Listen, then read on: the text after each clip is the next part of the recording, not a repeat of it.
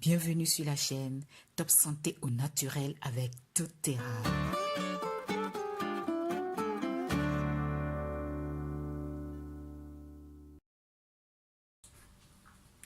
Aujourd'hui, je vais partager avec vous ce sujet que j'aborde souvent avec des personnes quand je parle des huiles essentielles doTERRA et de la certification CPTG qui est au-dessus du bio.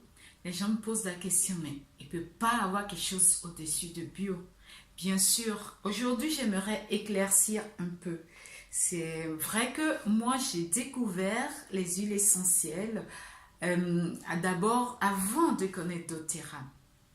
Et c'était pour utiliser la plus grande partie pour mes cheveux parce que je ne savais pas comment les utiliser autrement. J'avais commencé à l'utiliser pour masser les pieds et autres, mais c'est vraiment quand je me suis plongée dedans, c'était pour les cheveux. Et j'avais aussi, dans tout ce que j'avais acheté, j'ai cette menthe poivrée. D'ailleurs, c'est bio. Je ne sais pas si ça se voit bien, c'est bio. Donc, j'avais acheté. Donc voilà, juste pour vous montrer l'emballage. Et d'ailleurs, je l'ai encore plein qui est rempli. Je l'avais utilisé un peu, j'aimais beaucoup. J'aime beaucoup la menthe poivrée tout en passant. Aujourd'hui, ce que je vais dire, ça n'a rien à voir que je suis contre bio. Non, l'objectif de cette vidéo n'est pas de dire bio, c'est pas bon ou si non.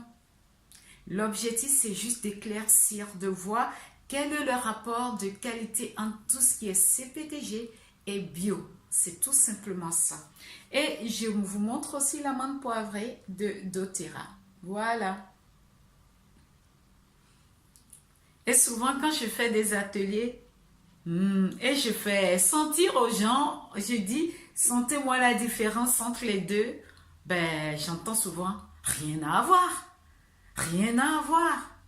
Oui, c'est dommage. Bon, la technologie n'est pas arrivée encore aujourd'hui pour que je puisse vous faire sentir depuis là les deux pour que vous fassiez la différence. Mais faites-moi confiance, il y a une grande différence. Une fois, j'ai montré les deux à une amie à moi qui est masseuse.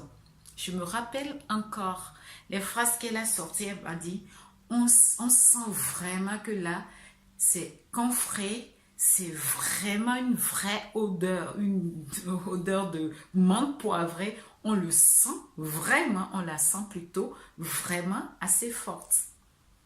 Alors que là, il m'a dit, c'est rien. Donc du coup, juste pour vous dire que là, on est en train de parler.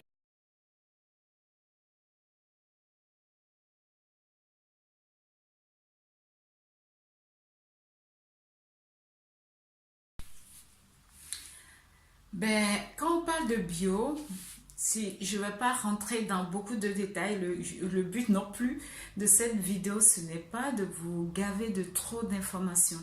Ce que j'aimerais juste vous faire comprendre, ce que j'ai compris en résumé, je ne suis pas spécialiste aussi non plus, mais quand on est dans l'ordre de bio, c'est juste que il y a des filières, si j'ai bien compris, qui s'organisent, qui se regroupent et qui décident enfin, il y a un cahier des charges qui sont bien dessinés, bien validés, et ils vont trouver tous ceux qui sont concernés.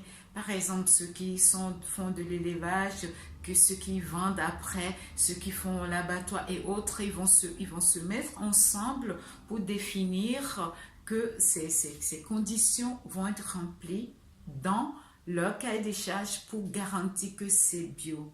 Et le bio se démarque sur 3 points principalement. Peut-être qu'il y en a d'autres, mais ils vont se démarquer par la tradition ils vont se démarquer par des modalités d'alimentation et puis ils vont se démarquer aussi par la qualité du produit. Et sans oublier que le bio de la France n'est pas la même chose que de l'Espagne, par exemple. Donc, les conditions seront différentes en fonction des pays et même à l'intérieur d'un pays, d'une région à une autre. Donc, c'est ce qui fait qu'on a tous ces problèmes sur le bio. Tout en passant, je vous informe que moi, je suis adepte bio. Je préfère manger bio que pas. c'est un choix personnel, ce qui veut dire que je n'ai rien, vraiment rien contre le bio. Et là, quand on parle de si c'est garanti sur la production, par exemple, ben, qu'est-ce qui va se passer? Dans les cahiers de charge, ils vont définir ben, tel pesticide ne sera pas utilisé, tel autre, tel autre, tel autre.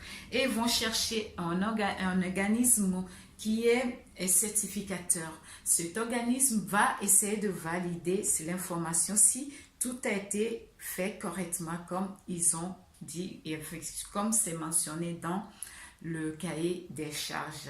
Et en vérifiant, donc, si j'ai bien compris, ils vont contrôler leur achat et autres. Si par hasard, le cultivateur ou voilà, achète un produit qui est normalement interdit d'utilisation, ben, ils vont demander qu'est-ce qui prouve qu'il n'a pas utilisé dans sa production et autres. Voilà ce qui se passe pour certaines parties. Par contre, sur la qualité, c'est-à-dire la qualité du produit, ben, ils vont faire un échantillonnage. Ils ne vont pas tester tous les produits. Ils vont faire un échantillonnage pour tester quelques produits pour valider, par exemple dans le cas de volailles et autres. Donc, c'est la garantie que les animaux vont manger plus de 99 ou 99% de produits seront des produits qui viennent de la culture bio, c'est biologique. Ça, c'est les conditions qui ont été données et la personne va certifier, le cultivateur va certifier qu'il a respecté ou qu'elle plutôt cette personne-là a respecté les conditions